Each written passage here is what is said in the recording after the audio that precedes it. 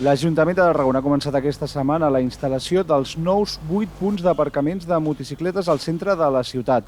Es tracta de donar solució a la pèrdua d'aparcaments d'aquests vehicles que va suposar la construcció del nou parc inclusiu del carrer Ixart, que va fer perdre més d'una cinquantena de places en ple centre de la ciutat. Diversos dels nous aparcaments estan situats a la Rambla Nova, 2 més a la Rambla Vella i el darrer, a l'inici del carrer Pau Casals.